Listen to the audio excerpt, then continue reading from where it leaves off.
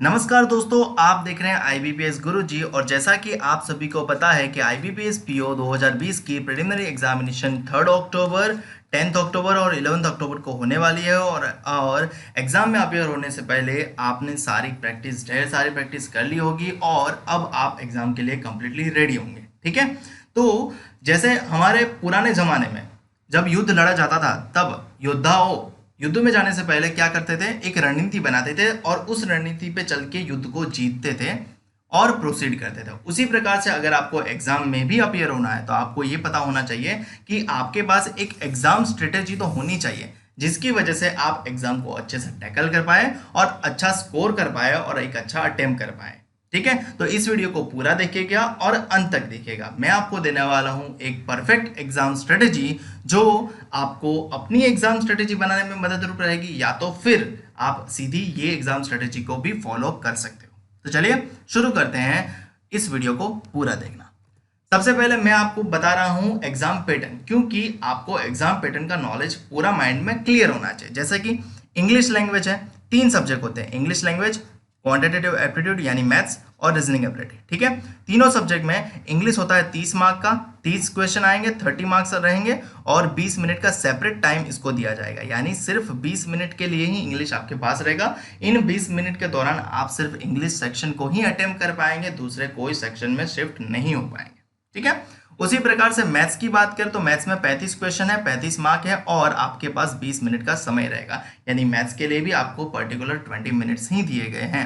और उसी प्रकार से रीजनिंग में भी 35 क्वेश्चन, 35 मार्क और 20 मिनट का ही समय रहेगा। 20 से ज़्यादा मिनट आप उसको नहीं दे सकते और उसी मिनट के दौरान आप किसी और सेक्शन को अटेम्प्ट नहीं कर सकते। ठीक है, कुल मिला के आपके पास 100 क्वेश्चन हो जाते हैं और 100 मार्क्स बन जाते हैं। और आपको कुल समय की बात करें तो 1 घंटा हो जाता है, बट पर्टिकुलर सेक्शन टाइम है तो कुल समय को कोई मायने नहीं रखता, आपको वो सारे समय फॉलो ही करने पड़ते हैं। ठीक है, यहाँ पे एक कंडीशन है, candidates have to qualify in each of the 3 test by securing minimum cut off marks to be decided by IBPS.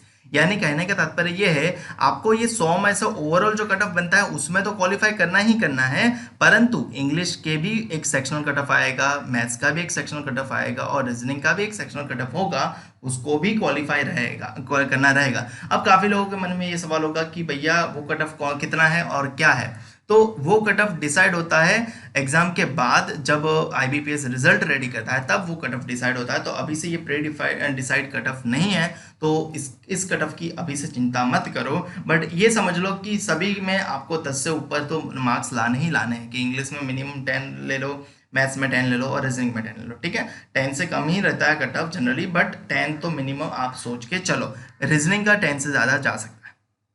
ठीक है, तो ये चीज हो गई आपकी ये वाली। ठीक है, अब काफी लोगों का ये सवाल होगा कि सर अगर सेक्शन टाइम अलाउटेड है तो सबसे पहले कौन सा टॉपिक हमें आएगा। तो ये भी प्री डिसाइडेड नहीं है, आईबीपीएस ये डिसाइड करता है कि सबसे पहले इंग्लिश सेक्शन आएगा या फिर मैथ्स आएगा या फिर रीजनिंग आएगा, या फिर सबसे पहले कौन सा सेक्शन फॉलोड बाय कौन सा सेक्शन। ठीक है, तो सेक्शन की सीक्वेंस आईबीपीएस डिसाइड करता है, प्री डिसाइड नहीं होती, तो आपका इसका टेंशन लेना ज़रूरी नहीं है। तो आप ये चीज़ समझ जाओ आपको स्ट्रेटेजी क्या बनानी है। अब स्ट्रेटेजी बच जाती है तो इंग्लिश सेक्शन में, कि इंग्लिश सेक्शन में पर्टिकुलरली अगर पहले आए तो मैं कौन से टॉपिक पहले बनाऊं ताकि मेरा कम से कम समय में ज़्यादा से ज़्यादा मार्क्स मैं सिक्योर कर पाऊँ। ठीक है, सिमिलरली मैथ्स में और सिमिलरली रीजनिंग में। तो चलिए मैं आपको प्रीवियस ईयर के यानी पिछले साल का जो एग्जाम एनालिसिस है ना वो दिखाता हूँ, ताकि आपको आइडिया आए कि इस साल भी कैसा आने वाला है। तो ये इंग्लिश की बात चल रही है, तो इंग्लिश में सबसे पहले रीडिंग कॉम्प्रिहेंशन देखेंगे ना, तो रीडिंग कॉम्प्रिहेंशन हर एक शिफ्ट में पूछा जाता है। ठीक है, तो सबसे पहले प्रायोरिटी होनी चाहिए कि आप रीडिंग कॉम्प्रिहेंशन बना लो। अब इंग्लिश के लिए क्वेश्चन होते हैं 30, ठीक है, मार्क्स होते हैं 30 और आपको समय मिलता है 20 मिनट्स ओनली। ठीक है, अब 20 मिनट में अगर आप रीडिंग कॉम्प्रिहेंशन अंतिम में बनाने जाओगे ना तो अंडर प्रेशर नहीं बन पाएगा। तो सीधी सी बात है, आरसी को सबसे पहले अच्छे से पढ़ के निपटा दो, ताकि आपका जो ये 10 मार्क का पोर्शन है ना वो आसानी से बन जाए। कभी कभी कोई शिफ्ट में 7 से 8 मार्क में भी आया है, बट 10 मार्क लेके चलो। ठीक है, तो सबसे पहले प्रायोरिटी किसकी, रीडिंग कॉम्प्रिहेंशन की, और ये निपटा देना है 5 से 6 मिनट में ही। ऑब्वियसली आपको पढ़ने के लिए 2 से 3 मिनट 2 बार पढ़ लो, पैराग्राफ और फिर क्वेश्चन आंसर देख लो। जो क्वेश्चन आंसर नहीं आया उसको स्किप करना ही श्रेष्ठकर है, ठीक है। दूसरी प्रायोरिटी दूंगा मैं क्लोज टेस्ट को, क्योंकि क्लोज टेस्ट भी काफ़ी सारी शिफ्ट में आती है और क्लोज टेस्ट भी आसानी से बन जाती है, तो बेनिफिट रहता है और आपको दिक्कत नहीं होती। तीसरी प्रायोरिटी दूंगा मैं डेफिनेटली सिंगल फिलर्स को, क्योंकि फिलर्स भी आसानी से बन जाते हैं। मान लो कि 5 फिलर्स पूछे जाते हैं और 5 में से 3 बनते हैं तो भी कहाँ दिक्कत है, 2 मिनट में 1 मिनट में 5 में से 3 बन के काम हो गया। कम से कम समय में हमें मैक्सिमम मार्क गेन करने हैं, ठीक है। उसके बाद मैं जाता हूँ error detection, phrase replacement and match the column. अगर मुझे ये आता है तो, अगर आता नहीं है ग्रामेटिकल तो मैं उस पर नहीं जाता, ठीक है। अच्छे से मैं बता देता हूँ, मुझे अगर ग्रामेटिकल नहीं अच्छा है मेरा तो मैं एरर डिटेक्शन, फ्रेज रिप्लेसमेंट और मैच द कॉलम अंत में ही रखता हूँ।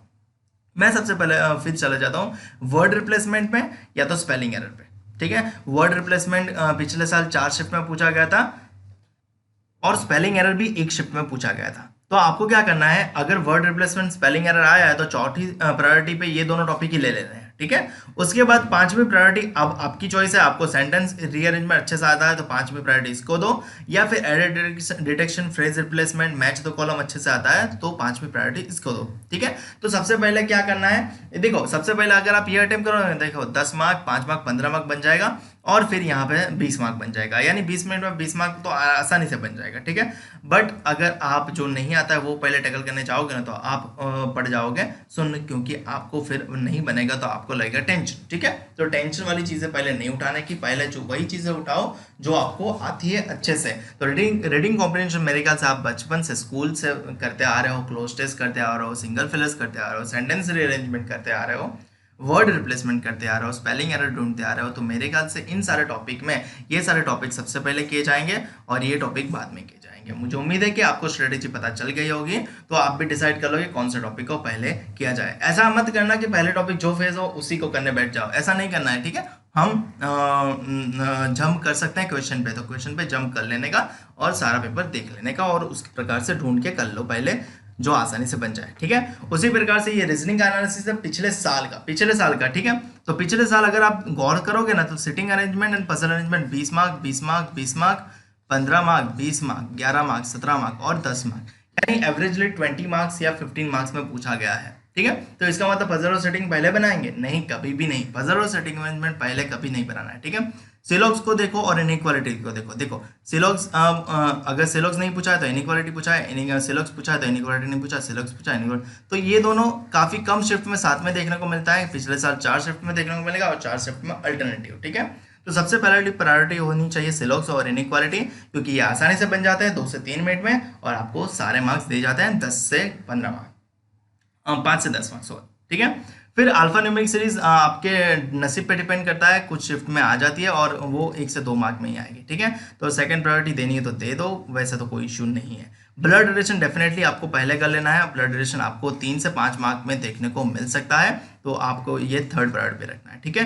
फिर डायरेक्शन एंड कोडिंग डिकोडिंग ये होगी 4th प्रायोरिटी पे, क्योंकि ये भी पूछा जाता है। देखो 5 number, 3 number, 3 number, 5 number, 4 number, 5 number, 5 number, 2 number, 3 number, 3 number, 5 number, ठीक है। तो डायरेक्शन सेंस ट्रीज भी मतलब अगर दोनों का मिला देंगे तो 5 से 8 मार्क का पूछा जाता है, तो आपको इसको चौथी प्रायोरिटी पे कर लेना चाहिए, ठीक है। फिर मिसलेनियस जो है ना 1-2 मार्क वाला वो रहने दो, फिर चले जाओ पजल एंड सेटिंग अरेंजमेंट पे 5th प्रायोरिटी, और आप पजल और सेटिंग में सबसे पहले आसान पजल जो कम से कम समय में बन जाए वो पहले करो और फिर जाओ डिफिकल्ट पजल पे, ठीक है।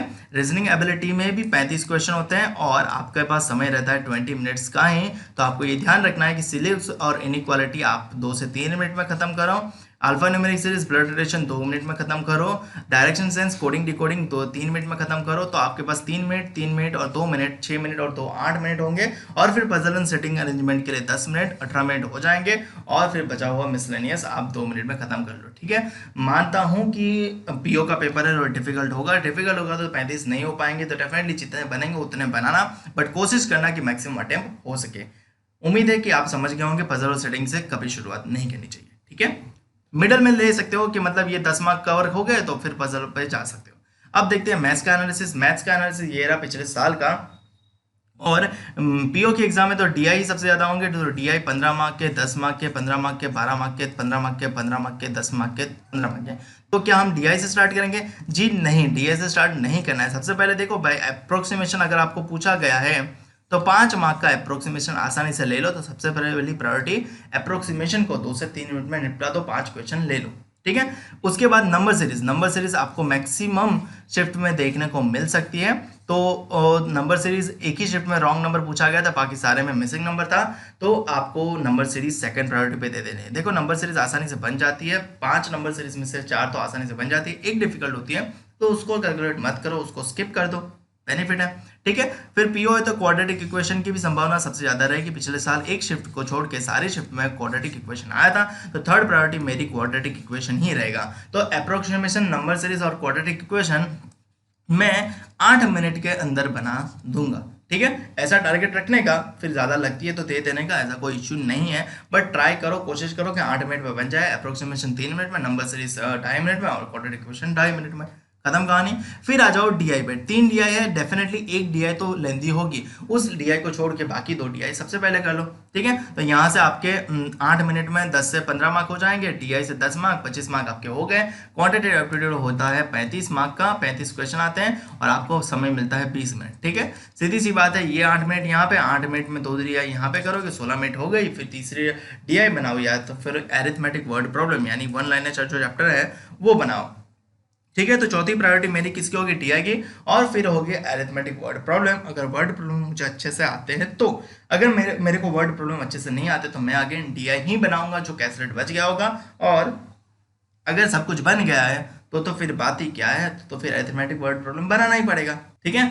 मुझे उम्मीद है कि आपको समझ में आ रहा होगा और मैथ्स की भी स्ट्रेटेजी आपको पता चल गई होगी। तो आपको करना क्या है, आपको एग्जाम है, ठीक है, 3 टॉपिक है, कौन कौन से, रीजनिंग, मैथ्स और इंग्लिश, ठीक है।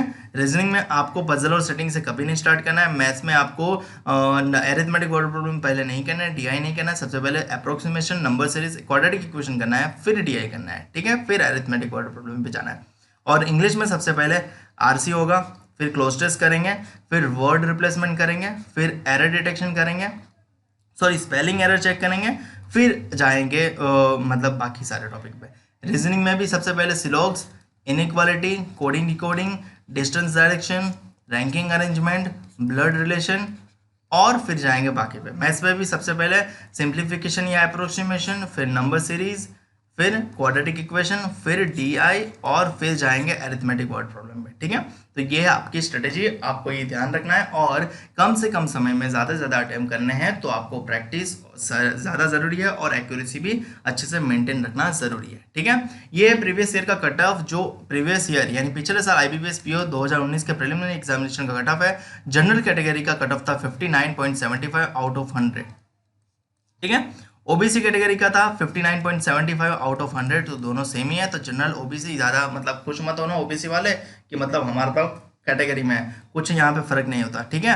एससी में 53.50% 50 था, एसटी में 46.25 था, बाकी सारी आप देख लेना। ईडब्ल्यूएस में 59.75 था। तो ईडब्ल्यूएस वाले भी खुश मत होना, आप ओपन के बराबर ही हो, ठीक है, ओबीसी ईडब्ल्यूएस, ठीक है। तो आपको ये कट ऑफ इस साल कट ऑफ डेफिनेटली इससे हायर ही होगा, क्योंकि वैकेंसी हो गई है लो, ठीक है, और कैंडिडेट हो गए हैं ज़्यादा, तो कट ऑफ क्या होगा, कट ऑफ भी होगा इंक्रीज। तो अगर आप मान लो कि 100 में से आपको कितने कट ऑफ हो जाने हैं, तो एक चीज समझ लो, 65 प्लस को तो कट ऑफ आप कंसिडर कर ही लो। मैं तो कहता हूँ 70 प्लस कट ऑफ कंसिडर कर लो, ठीक है। ये ऑल ओवर इंडिया होता है तो स्टेट वाइज नहीं आएगा, तो 70 प्लस कट ऑफ कंसिडर कर ही लो।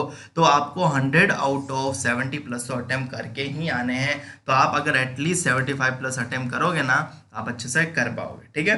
75 अटेम्प्ट कैसे होंगे, तो देखो 3 सब्जेक्ट है, रीजनिंग, मैथ्स और इंग्लिश, ठीक है। रीजनिंग में मैक्सिमम ट्राई करोगे 30 प्लस बन जाए, मैथ्स में मैक्सिमम ट्राई करोगे 25 प्लस बन जाए, और इंग्लिश में ट्राई करोगे 25 प्लस बन जाए, ठीक है। 25 प्लस तो बनाने पड़ेंगे, वरना इंग्लिश में सेक्शनल कट ऑफ नहीं हो पाएगा। तो कितना मार्क्स हो गए आपके, 80 अटेम्प्ट हो गए। तो इस प्रकार से आप अगर चाहोगे तो आपका अटेम्प्ट हो जाएगा, अच्छा अटेम्प्ट होगा और आप कर भी पाओगे। प्रैक्टिस करोगे तो सब कुछ हो जाएगा, मुमकिन है।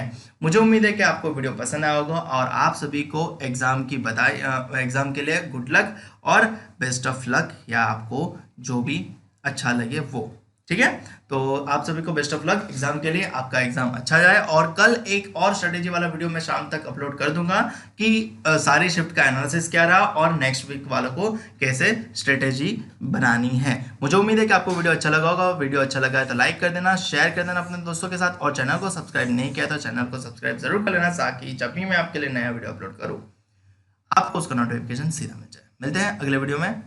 Good luck.